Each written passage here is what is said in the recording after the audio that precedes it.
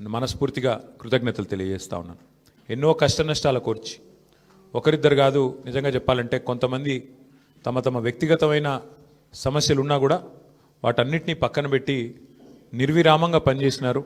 వారందరికీ పేరు పేరున హృదయపూర్వకంగా వినమ్రంగా నమస్సులు, వినమ్రంగా ధన్యవాదాలు. దాదాపు ప్రతి బూత్లో 407 బూత్లు ఉంటే ప్రతి బూత్లో మా జూబ్లీహిల్స్ స్థానిక నాయకత్వం చాలా అద్భుతంగా కష్టపడ్డారు. వారికి కూడా హృదయపూర్వకంగా నా ధన్యవాదాలు, హృదయపూర్వకంగా వారికి కూడా నమస్కారాలు. శ్రీమతి మాగంటి సునీత గోపీనాథ్ గారు అభ్యర్థి కొత్తదైనప్పటికీ, వారికి ఇదివరకు రాజకీయ అనుభవం లేకపోయినప్పటికీ వారు కూడా నిజంగా చాలా కష్టపడ్డారు. చాలా పెద్ద ఎత్తున వారు కూడా మరి పోరాటం కూడా చేసినారు. చివరి రోజు మరి ఏ రకంగా వారు పోరాడినారో మీరు అందరూ కూడా చూశారు. వారికి కూడా నా అభినందనలు. ఎందుకంటే కొత్త అభ్యర్థి అయినప్పటికీ ఎక్కడా కూడా ప్రత్యర్థి, ముఖ్యంగా అధికార పార్టీ అయినప్పటికీ, అధికార యంత్రాంగం మొత్తం ఉన్నప్పటికీ వారు కూడా మొక్కవోని ధైర్యంతో కొట్లాడినారు. సునీత గోపీనాథ్ గారికి మనస్ఫూర్తిగా నా అభినందనలు. అట్లాగే బీఆర్ఎస్ పార్టీకి మరి ఓటేసిన జూబ్లీహిల్స్ ప్రజలకి మరి చివరి ఓటింగ్ శాతం ఇంకెంత తెలియదు, బట్ చాలా గణనీయంగా గౌరవప్రదంగా మా పార్టీకి కూడా ఓట్లు వచ్చినాయి. మరి మాకు ఓటేసిన జూబ్లీహిల్స్ ప్రజలందరికీ కూడా పేరు పేరున వారికి కూడా కృతజ్ఞతలు. సరే, సహజంగానే ఒక రాజకీయ పార్టీగా ఎన్నికల్లో దిగినప్పుడు గెలుస్తామనుకొని దిగుతాం, గెలుస్తామనుకొని కొట్లాడతాం, గెలవాలని కొట్లాడతాం. అట్లనే కొట్లాడినాం. గత 2 ఏళ్లుగా బీఆర్ఎస్ పార్టీ ప్రధాన ప్రతిపక్ష పార్టీగా తన పాత్రను అద్భుతంగా పోషించింది. ప్రజా సమస్యలను మరి కేంద్రంగా చేసుకొని ప్రజల వాదనను, ప్రజల వేదనను ఇవాళ ప్రభుత్వం ముందు పెట్టడంలో, అది శాసనసభలో అయితేనేమి, ప్రజాక్షేత్రంలో అయితేనేమి, సోషల్ మీడియాలో అయితేనేమి చాలా బలంగా బీఆర్ఎస్ పనిచేస్తున్నది. మా పని ఇట్లాగే భవిష్యత్తులో కూడా కొనసాగుతూనే ఉంటుంది. ఎందుకంటే ఈ ఉప ఎన్నికల్లో కూడా మేము నిజాయితీగా కొట్లాడినాం. ప్రజా సమస్యలనే కేంద్ర బిందువుగా చేసుకొని, ప్రజలనే ఎజెండాగా చేసుకొని ఎన్నికల్లో డెఫినెట్గా చిత్తశుద్ధితో నిజాయితీగా మేము కొట్లాడినాం. మీకు తెలుసు ఎట్లా ఎన్నికలు జరిగినాయి కూడా అందరు చూసినారు, నేను చెప్పక్కర్లేదు ప్రత్యేకంగా. మరి మొత్తం ఎన్నిక ప్రచారం ముగిసేదాకా ఎట్లా జరిగింది, ప్రతి సర్వేలో కూడా బీఆర్ఎస్ గెలుస్తుందని ఎట్లా చెప్పింది, ఆ తర్వాత ఆఖరి 3 రోజులు ఏం జరిగింది, ఇదంతా ప్రజలు చూసినారు. కానీ అందులోకి పోను, అవి చెప్పను. కానీ ఒకటి మాత్రం వాస్తవం, ఈ ఎన్నిక డెఫినెట్గా మరి మాకు కొత్త ఉత్సాహాన్ని ఇచ్చింది, కొత్త బలాన్ని ఇచ్చింది. ఎందుకంటే మరి స్పష్టంగా ప్రజలు ఒక తీర్పు ఇచ్చారు. ఈ రాష్ట్రంలో ప్రత్యామ్నాయం కేవలం బీఆర్ఎస్ మాత్రమే. ఇంకా అది అందులో అనుమానమే లేకుండా ఖచ్చితంగా ఈ ప్రభుత్వం ఏదైతే పనిచేస్తుందో వారికి ప్రత్యామ్నాయంగా పోరాడుతున్న ఒకే ఒక్క పార్టీ బీఆర్ఎస్ అనే మాట స్పష్టంగా ప్రజలు చెప్పారు. డెఫినెట్గా దాన్ని కూడా మేము మాకు ఒక సానుకూల అంశంగానే తీసుకుంటా ఉన్నాం. సరే, ఇక ఈ ఎన్నికల్లో ఏ రకంగా అధికార యంత్రాంగం మోహరించింది, ఏ రకంగా వారు పనిచేశారు, ఇవన్నీ కూడా మీ కళ్ళ ముందున్నాయి. నేను వాటి విషయంలోకి ఎక్కువగా పోను. 2014 నుంచి 2023 మధ్యన కూడా చాలా ఉప ఎన్నికలు మన రాష్ట్రంలో జరిగినాయి. దాదాపు 7 ఉప ఎన్నికలు జరిగినాయి. ఈ 7 ఉప ఎన్నికలు పాలేరు కానీ, నారాయణ ఖేడ్ కానీ, హుజూర్ నగర్ కానీ, దుబ్బాక కానీ, నాగార్జున సాగర్ కానీ, హుజూరాబాద్ కానీ, మునుగోడు కానీ, ఈ అన్ని ఉప ఎన్నికల్లో మీరు ఆ రోజు కనుక గమనించినట్టయితే అప్పటి ప్రతిపక్ష పార్టీ కాంగ్రెస్ పార్టీ, ప్రధాన ప్రతిపక్ష పార్టీ, ఒక్క ఉప ఎన్నికల్లో కూడా గెలవలేదు. 7 ఉప ఎన్నికల్లో మేము దాదాపు అన్ని గెలిచాం. దాదాపు 5 గెలిచాం, ఒక 2 ఓడిపోయాం. అంతే తప్ప మరి ప్రతిపక్షంలో ఉన్న కాంగ్రెస్ పార్టీ ఆనాడు ఒక్క ఉప ఎన్నికల్లో గెలవకపోయినా చివరికి మళ్ళీ 2023 సార్వత్రిక ఎన్నికల్లో వారు విజయం సాధించారు, గవర్నమెంట్ కూడా ఫామ్ చేశారు. అట్లాగే మధ్యలో జిహెచ్ఎంసీ ఎన్నికలు వస్తే కూడా, గ్రేటర్ హైదరాబాద్ కార్పొరేషన్ ఎన్నికల్లో కూడా మరి ప్రతిపక్షంలో ఉన్న కాంగ్రెస్ పార్టీకి ఆనాడు కేవలం 1-2 కార్పొరేటర్ సీట్లు వచ్చిన విషయం కూడా ఒక్కసారి గమనంలోకి తీసుకోవాలని చెప్పి కూడా నేను కోరుతా ఉన్నా. అట్లాగే ఈ ఎన్నికల్లో ముఖ్యంగా ప్రజల తరపున వాదన బలంగా వినిపించగలిగాం. ఎన్నికల ఎజెండాను ఖచ్చితంగా నిర్దిష్టంగా బలంగా ప్రతిపక్షంగా మేమే సెట్ చేయగలిగాం. ప్రజా సమస్యలను ప్రధానంగా 6 గ్యారంటీల అమలులో ప్రభుత్వ వైఫల్యాన్ని బలంగా ప్రజల్లోకి తీసుకొని పోయాం.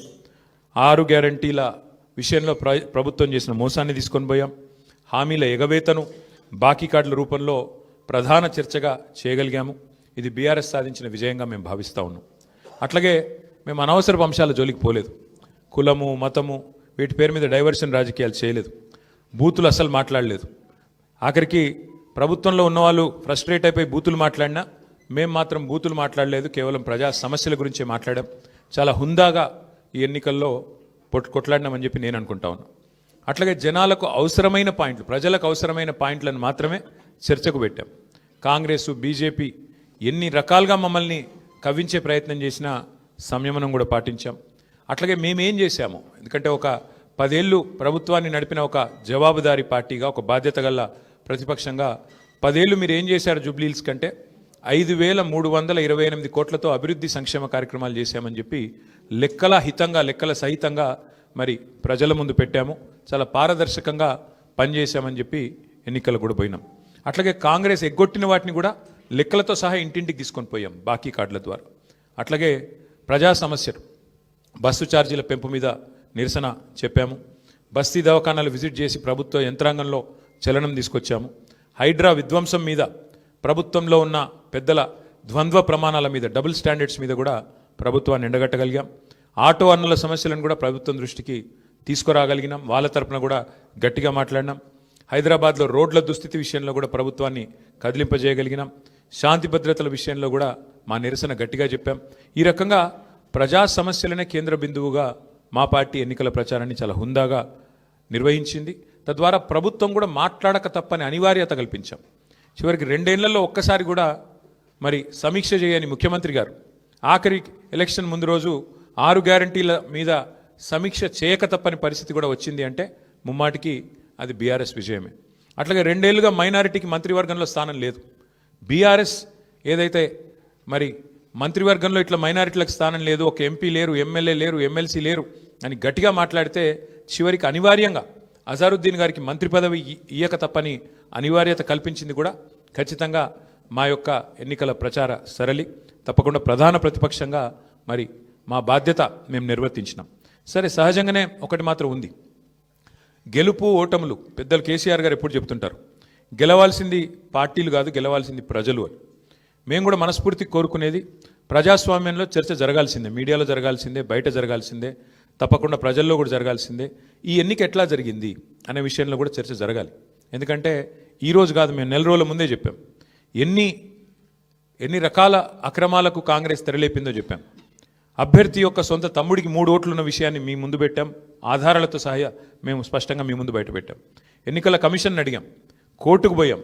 ఎన్ని ప్రయత్నాలు చేయాలో అన్ని ప్రయత్నాలు పారదర్శకంగా ఫ్రీ అండ్ ఫెయిర్ ఎలక్షన్ కోసం జరగాలని ప్రయత్నం చేసినాం. షెడ్యూల్ వచ్చిన నాటి నుంచి పోలింగ్ డే దాకా ఏమేం జరిగినాయో, ఎన్ని రకాల అక్రమాలు, ఎన్ని రకాల అవకతవకలు, ప్రలోభాలు, ఎన్ని రకాల ఒత్తిళ్లు, ఇవన్నిటి మీద కూడా చర్చ తప్పకుండా జరగాల్సిందే. ఏదేమైనప్పటికీ సరే, అల్టిమేట్గా ప్రజాస్వామ్యంలో ప్రజా తీర్పు శిరోధార్యం. తప్పకుండా మరి ఇవాళ మేము కూడా ఓట్లేసిన ప్రజలకు ధన్యవాదాలు చెప్తున్నాం. అట్లాగే మిగతా వారికి కూడా మేము విజ్ఞప్తి చేస్తూ ఉన్నాం. ప్రధాన ప్రతిపక్షంగా మా పాత్రను మీరు గమనించారు. ప్రధాన ప్రతిపక్షంగా మేము గెలవాలని కోరుకున్నాం, సహజంగా గెలుస్తామని ఆశించినాం. బట్ ఎలాంటి నిరాశ లేదు, మా పని మేము చేసుకుంటూ పోతూనే ఉంటాం. ఎందుకంటే 2 ఏళ్లుగా లగచర్ల కావచ్చు, హైడ్రా బాధితులు కావచ్చు, మూసీ బాధితులు కావచ్చు, 6 గ్యారంటీల విషయంలో బాకీ కార్డుల రూపంలో కావచ్చు, ప్రజల తరపున గొంతు ఎత్తడంలో, అట్లాగే మా మీద జరిగే దుష్ప్రచారాన్ని తిప్పికొట్టడంలో శాసనసభ వేదిక కానీ బయట కానీ బ్రహ్మాండమైన పాత్ర పోషించాం. రేపటి రోజున కూడా అట్లాగే ముందుకు పోతాం. మరి మా కార్యకర్తలకు కూడా నేను చేసే విజ్ఞప్తి, సన్నద్ధమవుదాం. అన్ని రకాలుగా ప్రజాక్షేత్రంలో మనం ఈ ప్రభుత్వాన్ని నిలదీయడంలో సఫలమైనాం. ముఖ్యంగా మా సోషల్ మీడియాలో పనిచేసే మా తమ్ముళ్ళు చెల్లెళ్ళకు కూడా నేను హృదయపూర్వకంగా అభినందనలు చెప్తా ఉన్నాను. సోషల్ మీడియాలో మీరు చేస్తున్న పని, మీకెవరికి నేనేమి పార్టీ తరపున జీతం ఇవ్వడం లేదు, మీకెవరికి నేను ఇచ్చేదేమీ లేదు. అయినప్పటికీ వాలంటరీగా పార్టీ మీద ఉన్న ప్రేమతో, నాయకుడు కేసీఆర్ గారి మీద ఉన్న అభిమానంతో మీరు చేస్తున్న కృషి, మీరు చేస్తున్న పని ఏదైతే ఉన్నదో మనస్ఫూర్తిగా నేను మీకు కూడా ధన్యవాదాలు తెలియజేస్తా ఉన్నా.